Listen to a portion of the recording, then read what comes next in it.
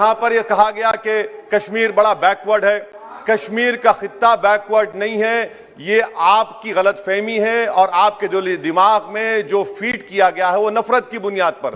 आखिर कितने बच्चे पीएसए के तहत जेल में हैं, आप उनको कब छोड़ेंगे? और हम तारीख में देखेंगे कि खुदा ना खास्ता चेन्नई को, अहमदाबाद को, बेंगलुरु को, हैदराबाद को यूनियन टेरिटरी बनाएंगे ये लोग। और ओवैसी साहब इसका हिंदू मुस्लिम में विभाजन कर दें। भाई आपके मन में सब चीज हिंदू मुस्लिम है। मैं तो समझता हूं ओवैसी जी आपको। सर, मैं इस बिल की मुखालिफत इसलिए भी करता हूं क्योंकि इसी ऐवान में खड़े होकर वजीर दाखिला ने कहा था कि यह हुकूमत जल्द से जल्द रियासत जम्मू कश्मीर के स्टेटहुड को बहाल करेगी। आज आप उस अपने वादे से मुनहरिफ हो रहे हैं, क्योंकि जब आप जम्मू कश्मीर केडर को एमगुट में मिला रहे हैं तो इससे आपकी नीयत का साफ इजहार होता है कि आपने जो उस ऐवान को उस वक्त वादा किया था कि जम्मू कश्मीर की दोबारा रियासत को बहाल किया जाएगा, वो सच्चाई पर मुबनी नहीं था, वो सिर्फ महज अल्फाज थे या जुमले थे। अब की मन की आशंकाओं को जम्मू कश्मीर की जनता पर क्यों थोप रहे हो? मैंने इसी सदन में कहा है और फिर से कहता हूं कि इस बिल का जम्मू कश्मीर के स्टेटहुड से कोई लेन देन नहीं है। उपयुक्त समय पर जम्मू कश्मीर को स्टेटहुड दिया जाएगा। और कह रहे हैं कि स्टेटहुड देना है तो एगमुट में क्यों लेकर आए? जरा एगमुट केडर को ही समझ लेते।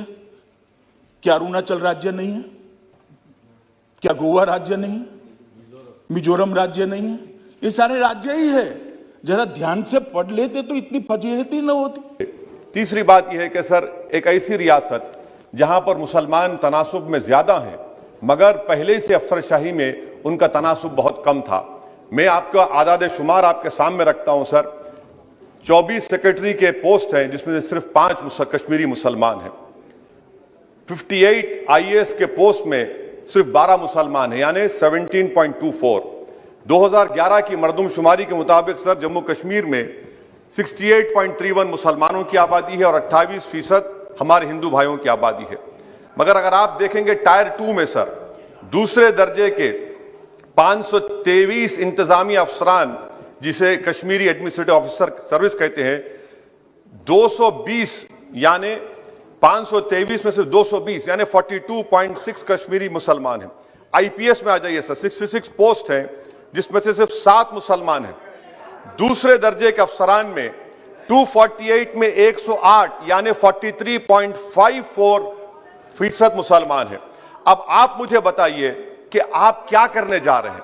अच्छा सर, यहां पर यह कहा गया कि कश्मीर बड़ा बैकवर्ड है, कश्मीर का खित्ता बैकवर्ड नहीं है, ये आपकी गलतफहमी है और आपके जो दिमाग में जो फीड किया गया है वो नफरत की बुनियाद पर।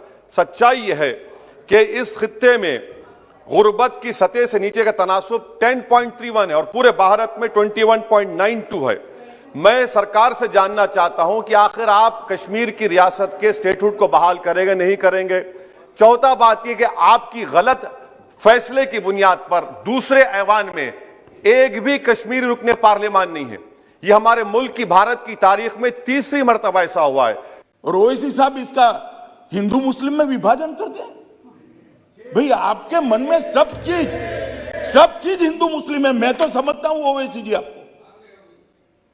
मगर आप देश के अफसरान को भी हिंदू मुस्लिम में डिवाइड कर दे। क्या कंसेप्ट है आपका? एक हिंदू अफसर मुस्लिम जनता की सेवा नहीं कर सकता? एक मुस्लिम अफसर हिंदू जनता की सेवा नहीं कर सकता?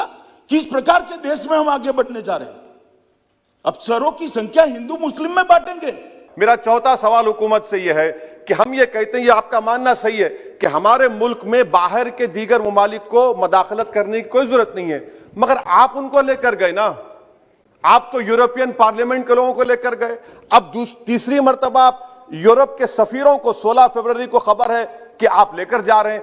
आखिर ये एफडीआई नहीं है? क्यों यूरोप के लोग कश्मीर जाएंगे? आप एक ऑल पार्टी मीटिंग लेकर जाइए ना डेलीगेशन को। आप यूरोप के डेलीगेशन को कश्मीर लेकर जा रहे हैं।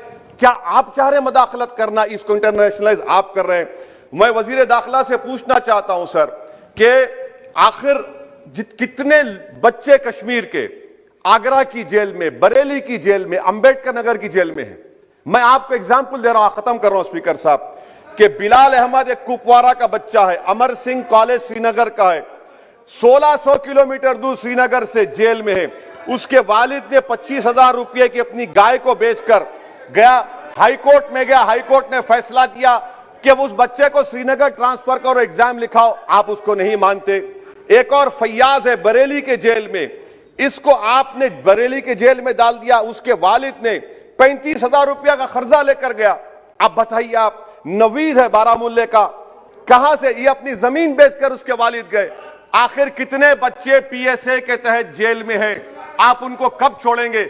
ओवैसी साहब को मालूम नहीं है जिसका वो समर्थन करते थे वो यूपीए की सरकार चली गई है। ये नरेंद्र मोदी की भारतीय जनता पार्टी की सरकार है। इस देश के फैसले ये देश करता है, इस देश के फैसले इस देश की संसद करती है। कोई हम पर दबाव नहीं कर सकता। और हमने उसको इसलिए रिस्ट्रिक्ट किया था मान्यवर कि कुछ संभलने के लिए समय चाहिए था। अब फाइन न फैलाई जाए इसके लिए एक समय चाहिए था। और आप हमें पूछ रहे हो भाई अधीर रंजन जी 2G और 4G, आपने तो मोबाइल ही बंद कर दिए थे और 20 साल तक बंद कर दिए थे। वाजपेयी जी की सरकार ने आकर 2G 4G छोड़ो, मोबाइल सर्विस ही बंद कर दी थी। और मैं ये बड़ी आखिर में आपसे कह रहा हूं स्पीकर साहब कि यहां पर जितनी नाम निहाद सेकुलर पार्टियों ने हुकूमत के इस इक़दाम की तायीद की, तैयार हो जाइए। ये हुकूमत जो करती है ना, ये दोबारा दोहराएगी।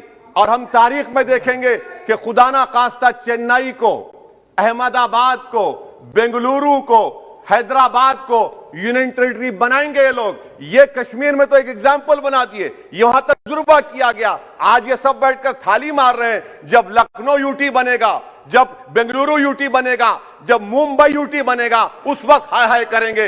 ये कंसिस्टेंट पॉलिसी आपकी है। इसीलिए सर, मैं होम मिनिस्टर से जो सवालात किया हूं, मैं आपसे पूछना चाहता हूं। और ये 2G से 4G करके आपने एहसान नहीं किया, अमेरिका के दबाव में आपने किया। ब्रैड शर्मन से भारत के सफीर ने मिला, अमेरिका ने स्टेटमेंट दिया और आपने 2 दिन में 4G को बहाल कर दिया। आप इस मसले को इंटरनेशनलाइज कर रहे हैं, ये गलत है। और इससे कश्मीरी अवाम का डिसएम्पावरमेंट होगा, एलिनेशन बढ़ेगा। शुक्रिया सर।